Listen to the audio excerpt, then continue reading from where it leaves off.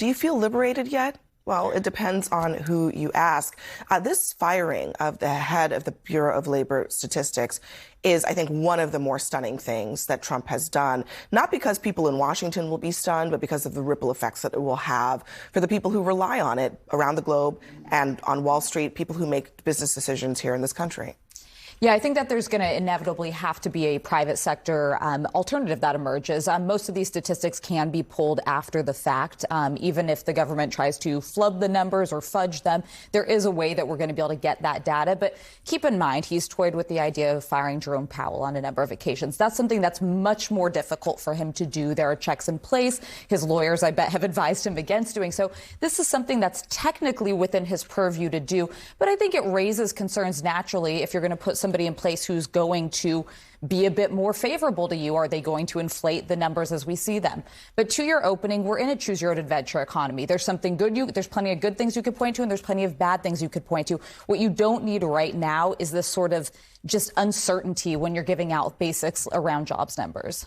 I mean, just 2 days ago, Howard Lutnick was saying GDP surged to 3% and the Trump economy has officially arrived. Biden's first quarter is behind us and growth is already accelerating. So the only thing that's really changed is Trump's mood. Yeah. Today. I mean, look, if I were a decision desk on the economy, I'd say it's too early to call.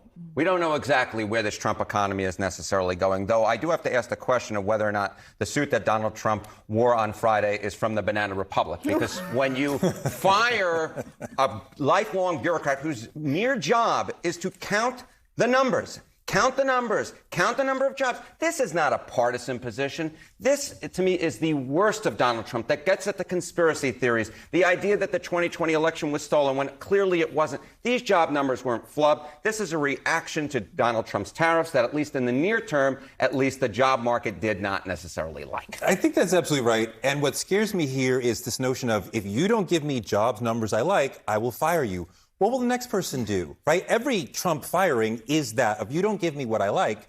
So does he live in a world where he doesn't actually know what's going on? Because the people who might say, hey, something bad is happening, wouldn't say it to him because they would risk losing their job?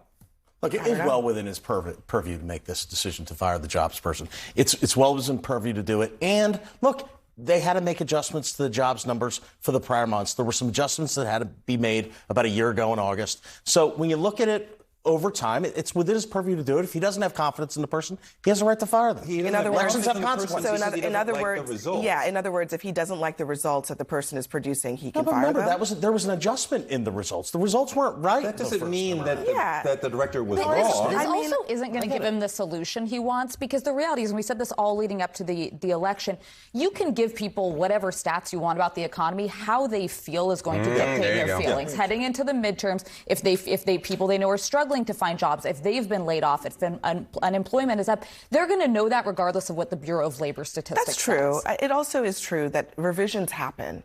They happen under every president. They happened when he was president the first time. They happened under Biden. So the idea that revisions are inherently a problem is nonsensical. That doesn't. Well, I don't know that it's nonsensical. It's, again, it is. I mean, within the province of the president. Elections he's acting as if this is something new. It's well within he's his acting province as if this is something new when it's really not. There are revisions.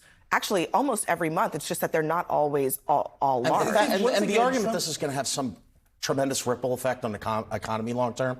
I mean, going back to your point, that it's really not. And we're not going to be talking about this a week from now. We're not going to be able to trust the government to tell us the truth. That is a very important thing, especially within a global economic context. How do we know that the next person will tell us the truth? Because his job is on the line or her job is on the line. That is a good question. I mean, how will we know? I mean, look, this person is not a protected job. We have elections have consequences. But to answer his question, we can change out folks in leadership positions because the president wants to. I know, but Jim, to answer Touré's question, how does Trump explain to people that they should trust these numbers when he has literally explicitly fired someone because he did not like the numbers that they produced? Or he didn't believe in the numbers, or the numbers had to be adjusted. Going forward, when he puts somebody in that position, the whole world is going to assume, well, that person has that job because that person's going to produce numbers that Donald Trump likes. Look, that's why we have congressional oversight. Right? That's why Congress How's that exists to working have out? congressional oversight.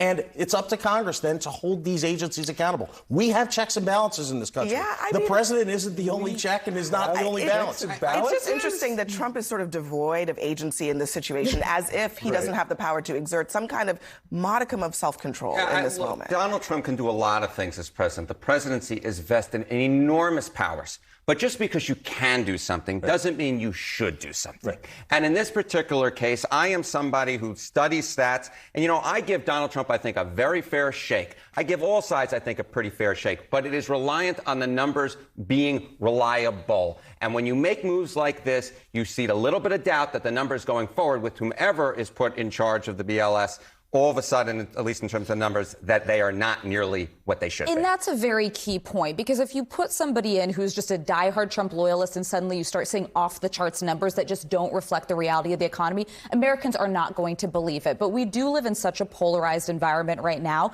that about half the country is going to be like, yeah, I don't trust a Biden appointee, put in a Trump person. And the other half is going to be like, this is unprecedented. You're firing a bureaucrat who's not a partisan. So I think either way you're going to have a lack of trust, but I do think there's a way that the numbers should be. But your other point is trust the bureaucracy? Are we going to sit around this table and say that people in this country trust career bureaucrats at this point? First of all, I don't think that's the case. We for had to the change last elections for that however reason. many years, okay, everybody gets the jobs numbers on the first Friday of the month, and they digest them. But the more important thing about jobs numbers, I mean, yes, everybody understands the economy based on their own personal economy, what's happening in their families and their communities.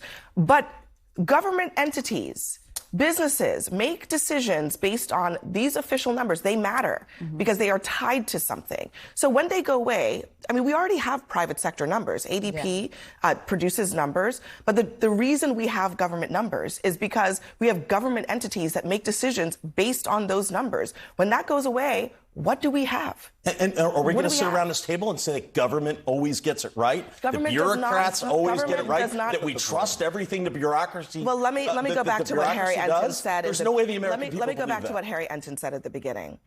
What makes the United States different from the Banana Republic or the Soviet Union or whatever it is actually, that over many decades, we've created a system in which people believe, not just us as Americans, but around the world, that American statistics and numbers and facts are generally reliable.